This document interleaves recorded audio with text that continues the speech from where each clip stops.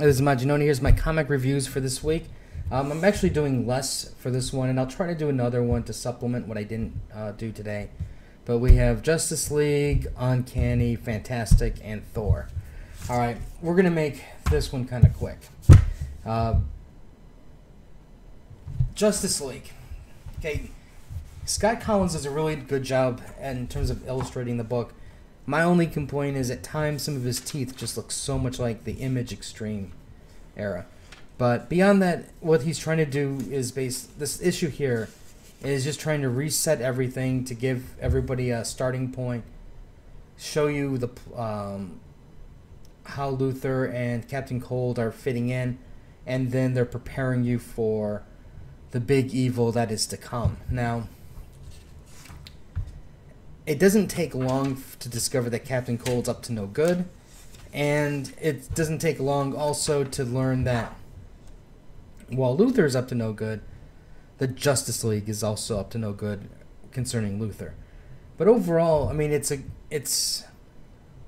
I think this is kind of like what this story really needed, in that you had this high drama at the beginning, a lot of big battle overtones, end of the world, and you really need to pull things back to put all your pieces back before the next big case or big storyline. Now, the ending with Luthor was actually really interesting, and I'm really looking forward to seeing how that pans out. Overall, I have to admit I really enjoyed this book. This is probably the one DC book I enjoyed the most. Batman Eternal just didn't do it for me, and I still got to read Gotham Academy, so I'm hoping that one is going to pull it up too. But anyways, this was good. I enjoyed it. Okay, Uncanny Avengers. Okay, for the most part, this really did nothing new.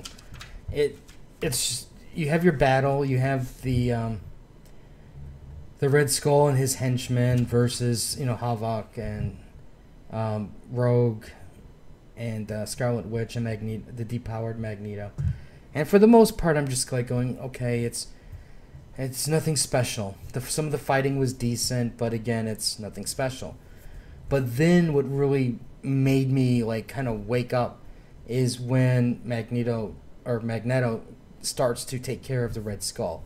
That was freaking awesome. And of course, that feeling of like, my God, that was awesome was very short-lived, because then what occurs there is setting up the stage for the Axis. And that wasn't even a surprise, because they've already hinted about that scenario happening. So overall, I mean, it's a good, leading you to the main story. But this wasn't what I would consider like an oh my God book, except for that one moment with Magneto.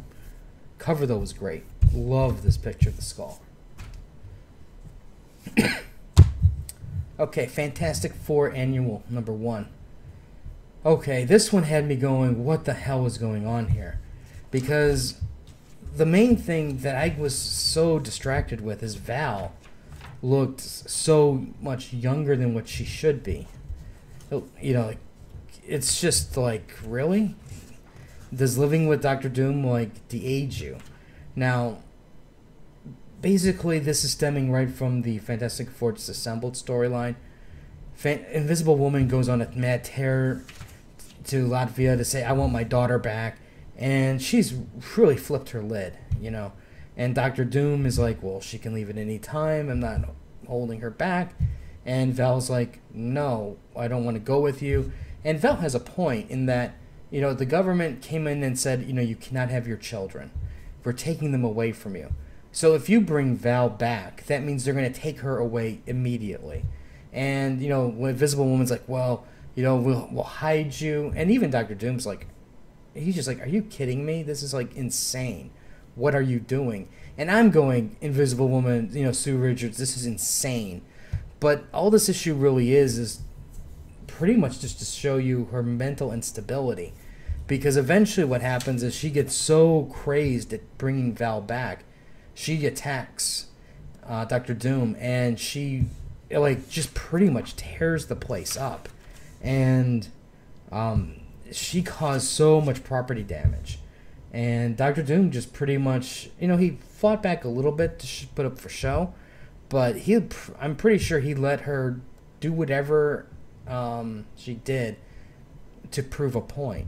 And basically, what he really did was he drove a wedge between Val and Sue Richards, because Val's now like, I'm afraid of you, mommy, and Doctor Doom, proves again, he's what you consider, your classic mastermind villain who will, even though he's really doing innocent things, he's really doing something behind the scenes to jack you up. And Invisible Woman just fell for it all. Now, that being said, this issue had me going through different stages. When I first kind of went through it, I was like going, I don't get it, this is stupid. Then I went back, I started reading it again, and that's when I started paying a little bit more attention to the little things, and I got the bigger picture of what was really going on. And that's when I can appreciate this issue a little bit more. I'm not sure why they made this an annual, though. You really didn't have to do it, but it is what it is. And finally, Thor #1. Okay, I'm going to lay this out right up front. We don't learn who Lady Thor is. But I will say this was actually really funny at times, because what we have is Thor on the moon with like Odin and all these other Asgardians. He's like crying, I can't lift up the hammer. And then Odin's like, son, get up, be a man. And he's like, what happened? And Thor's like, he just whispered something in my head and I can't lift up the hammer. And then, Odin's like telling him to man up, and then, quit complaining. And then Odin goes to grab the hammer, and then he can't lift it up either. So he starts throwing his temper tantrum like Thor did. So that part was like really funny. Now, the other part to this thing is Under the Ocean with Roxanne. And what you have is Malekith, the Dark Elf.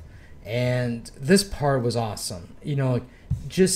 I love the way the artist interpreted the character, how twisted and evil he looked. He basically has a bunch of giants on his side, and they basically attack this structure. And Thor goes down to save the day without the hammer, though, but he's got the big old battle axe. And I was like, oh, sweet, that thing is awesome. They have a nice little fight, and this is where we get the part where Thor loses his arm. And I'm really curious to see the direction of this book going forward, because this, the thing people I know tend to forget is with Marvel, they do this every so often. If you remember, Thor was supposed to have a new version of Thor during right after Heroes, or after Fear Itself, and that didn't really last. And this is the same thing. They have a new Thor. Depending upon her popularity, she may last longer than expected, but Thor will be back. And then he'll get his hammer, and it'll be glory days again. Same with Cap. Same with everybody else. Even Iron Man's going to eventually become normal again. I mean, heck, Spider-Man proved that. Anyways, that's my comic reviews for the week. If you have any comments or questions, let me know. Like, share. Facebook, Crunchyroll Anime Reviews. And I'll have more reviews and stuff later. So, until next time.